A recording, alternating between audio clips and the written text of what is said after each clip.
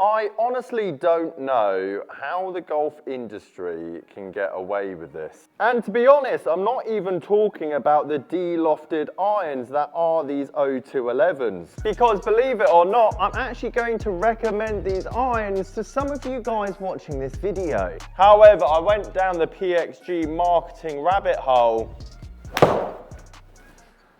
and what I found was surprisingly shocking. And let's not get it wrong, every manufacturer does this. I've been in enough sales meetings when I was an assistant to know that brands somewhat manipulate the facts and numbers to suit the model of club that they're trying to promote. And thank you to JB that commented on my most recent video about the loss of these 0211s, the 28-degree 7-iron mark. But to be honest, I haven't got anything against de-lofted irons. There's a place for them in this game, especially if your swing looks something like that. And at the end of the video, I'll recommend why you should probably get a set of these, because in actual fact, they might actually help you. Here's the first infographic that really got me thinking. You can see PXG's carry distance far exceeding all the other models, the P790, the Apex, that Ping i525. And at first glance, it looks like PXG has discovered a secret that no one else has that has allowed them to get this massive gain of distance. But there is one slight problem with that whole display, and it's the fact every single one of those irons that it's being compared to are all at 30.5 degrees loft, opposed to the 28 degrees that the PXG 0211 is actually at. The second graphic that again got me thinking was the ball speed test. These are all tested by a robot, so you presume exactly the same club head speed, condition, strike, whatever. And as you can see, PXG is way outperforming in terms of ball speed to all the other models. But again, we have to understand loft plays a huge part when it comes to ball speed. For example, I hit my pitching wedge as hard as I can, and because there's so much loft, the ball spends more time glancing it rather than, well, getting compressed. Meaning at 98 miles an hour, I was only able to manage 107 miles an hour ball speed, very low efficiency. Whereas if I just dink my driver, the brick wall, there's no loft. The ball's only got one place to go, and that is very much forward.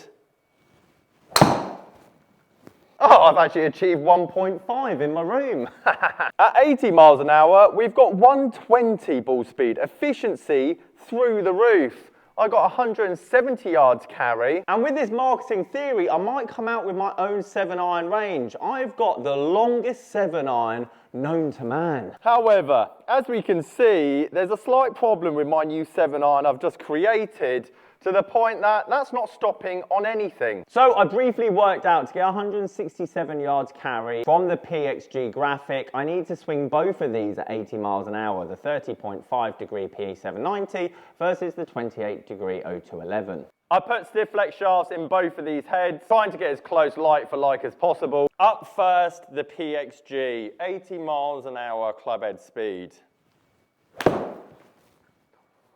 Oh, on the dot. 80.7. Did we get there? Oh, that might be actually on the number.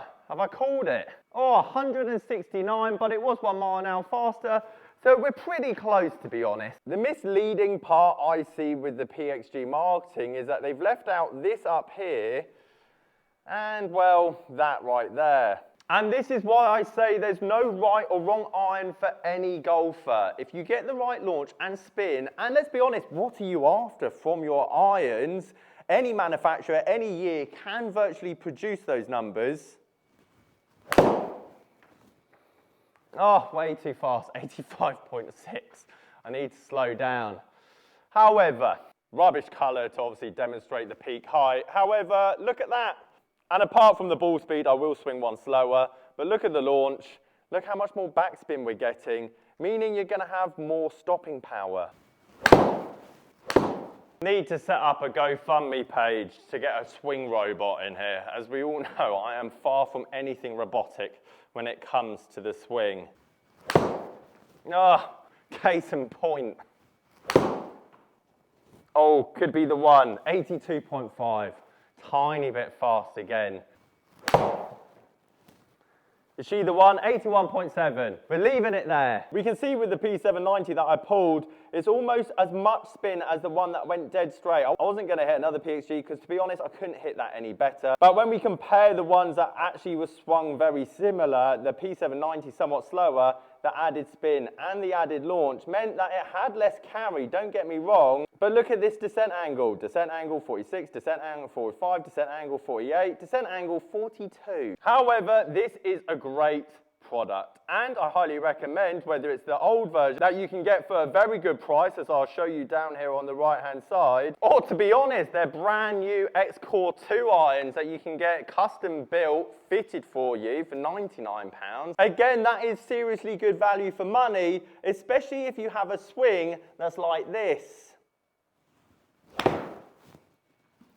Notice how I was able to manipulate with this de-lofted 28 degree 0211 to go 23 degrees in terms of launch angle. Look, we got the height that we needed. And for that golfer that comes severely over the top and working overtime to essentially help the ball in the air as well as close the club face, technically with a few swing changes, getting your path sorted, hands slightly more ahead of the ball, you're going to get a lot more distance and a lot more compression. However, for that weekend golfer, part-time golfer that just needs help to stop their slice and get a tiny bit more distance, that's where de-lofted irons really come into their own. Guys, if you've got any questions on your bag or swing, sasgolfacademy.com. Catch you guys later.